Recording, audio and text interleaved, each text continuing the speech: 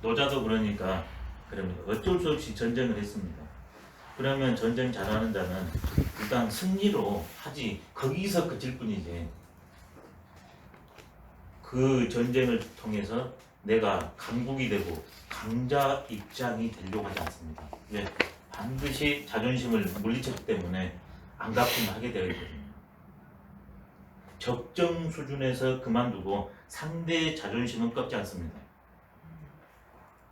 그렇지만 힘의 균형 문제는 분명 보여줍니다. 전쟁에서는 이기지만 자존심은 꺾지 않습니다. 항장불살이 여기서 나온 겁니다. 항복한 장수는 죽이지 않는다. 깨끗한 일 승복했기 때문에 그 자존심은 살려주는 거예요. 그래서 승리에도 자랑하고 떠버리거나 교만하거나 하지 않고 어쩔 수 없는 단다.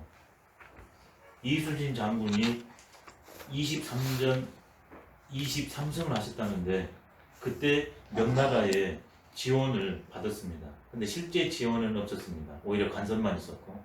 근데 여기가 통제권이 있으니까 원활한 관계가 맺어야 됩니다. 근데 명나라 입장에서는 누가 사지에 와가서 죽음의 길에 앞서서 용감하게 뛰어들겠습니까? 당연한 겁니다. 우리나라 파병돼도 우리가 앞에 갑니까? 당연한 겁니다. 근데 노약자를 유린한 건 너무 안 된 거죠. 그건 있을 수 없죠. 아예 일본하고 화해를 하고 길을 터주라고 그러지 않습니까? 나중에. 근데 이순신 장군은 그걸 다 알기 때문에 긴밀한 관계가 있어야 한다는 사실을 알기 때문에 진린제독이 출전도 안 했는데 이긴 다음에 보고를 올립니다. 진린 장군이 도와줘가지고 이겼다고. 수급을 진린 장군한테 바쳐요. 처음에는 전략 전술인지 알죠. 근데 진심으로 그러니까 감동해가지고 이제 뜻을 같이 합니다. 이때 이순신 장군이 반대로 했다. 이건 뭐 우리나라 벼슬아치들이 거의 끌려가가지고 곤장을 맞았습니다. 이효송 거기에 가가지고 장관들이 가서 곤장을 맞았어요. 이게 사람 대접도 못 받았어요. 그런 현장에 나온 장수들은 어떻겠습니까? 군사들은. 근데 이순신 장군은 그걸 조율해냅니다. 물금, 물벌, 물교, 부득이. 그 결과가 뭡니까? 그게 진심이라는 것이 알려지는 게 지금도 이순신 장군 후예와 진립 장군 후예가 지금도 우리나라, 중국 왔다 갔다 하면서 교류합니다. 지금도. 이순신 장군이 대단한 분입니다. 여기 그대로 시행한 것 같습니다. 승리하고 강하게 되면 강자 노릇을 하게 됩니다. 그때부터 교만해지기 때문에 심사태가 발생합니다. 그런 무너져 버립니다. 정점에 가서 무너진 경우는 다 심사태의 발로입니다. 그래서 강하려고 하지 않습니다. 네, 물급 필반이라 먼저 확인해 버리겠습니다. 물급 필반이 노자의 문장을 가지고 만든 것 같습니다. 86쪽을 한번 보시겠습니다. 81장에서 40장인데요. 거기에 보면 첫 번째 반자 도지 동야요, 약자 도지 용야라 첫 번째 나옵니다. 돌아오는 것은 도의 움직임이고 야간 것은 도의 쓰임입니다. 모든 것은 점진되기에서 강하게 됐다가 다시 제자리로 돌아옵니다.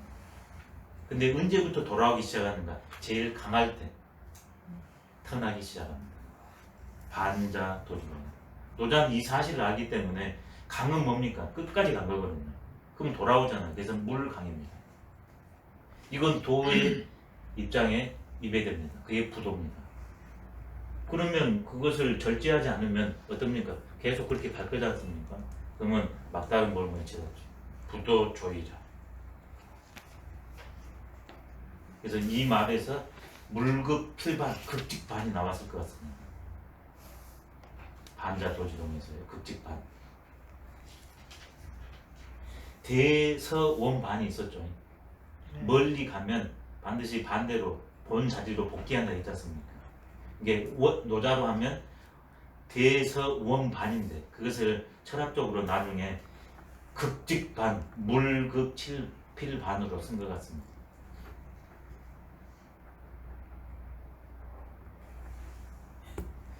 예, 젊은 친구는 물장하고 싶어 할 겁니다. 내가 온 존재들 중에서 제일 힘있고 제일 잘나고 그 분야에 뛰어나고 싶어. 이게 물장이거든요. 근데 노자는 이랬네요. 그것은 그 즉시 쇠퇴하는 지름길. 그래서 나온 게 불가미 천하산 겸손입니다. 비움임 덜어냄입니다. 15일 달은 아직 조금 남았습니다. 한번 보시면은요, 16일 달이 제일 큽니다. 15일 달은 조금 비어 있어요. 물장입니다. 보름달은. 근데 16일 달은 다 컸잖아요. 이게 요 밑에가 비기 시작합니다. 보름달은 요 위가 조금 비어 있어요. 그게 물장입니다. 그러니까 16일을 갑니다. 얼른 그만두지 않습니다. 근데 16일은 꽉 찼잖아요. 그러니까 바로 밑에가 비어버려요. 물장 정도가. 이건 도의 원리에 이배됩니다. 그러면 올라가는 그 순간, 교만하는 그 순간 거꾸러집니다.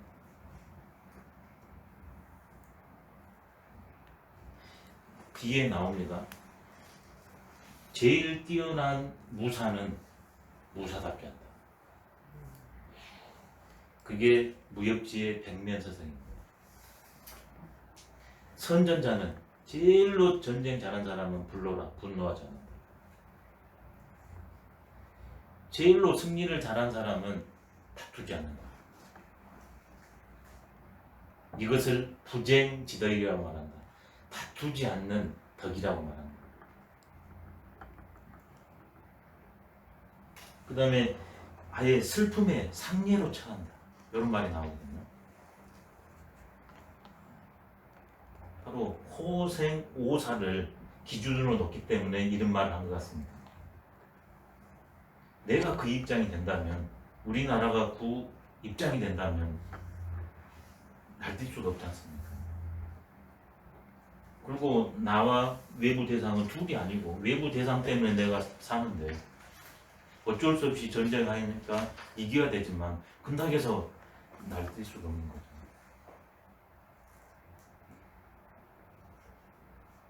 관점은 어디에 놓고 전쟁하냐 다릅니다. 그러니까 이런 측면의 전쟁은 부전승이고 속승이고 제일로 그 일을 전쟁을 일으키는 그 원흉만 제거하고 나머지 존재들은 전부 포용입니다. 근데 여기에 반대돼서 한 사람, 긍하고 벌하고 교하고 강을 지향했던 사람들은 다 망합니다. 항우가 대표입니다. 항우가 왜 그 좋은 조건에서 유방한테 망했는가? 심사태, 긍, 벌, 교, 득 강했습니다. 항우는. 항우는 가는 데마다 사람 다 죽여버립니다. 항복했는데도 20만 명 죽여버렸습니다. 그러니 이제 그 누구가 함께 하겠습니까? 유방은 가는 데마다 해방군으로 갑니다. 편지를 먼저 띄웁니다. 나는 점령군이 아니라 해방군을 갔다. 그리고 실제로 가가지고 거기에서 약탈 행위 다 하나합니다. 보호해주고 갑니다. 그러니까 그 소문이 가가지고 유방이 가는 데는 미리 길을 닫고 기다립니다. 떠날 때 군대 참전하고 군량미 줍니다. 근데 항우는 가는 데마다 이래도 죽고 저래도 죽으니 끝까지 맞서버립니다. 전부 불태워버립니다.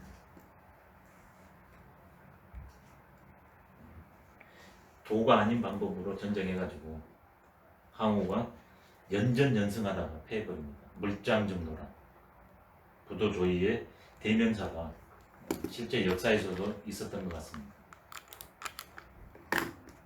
그래서 오늘 노자의 그 글은 딱 한마디인 것 같습니다. 내 안의 소리를 들어보면 살기를, 살려주는 것을 좋아하고 죽는 것, 죽기를 싫어한다. 그게 나만이 아니라 모든 존재의 공통성이니까 그렇게 하면 좋고 그게 입에 대면 좋잖아.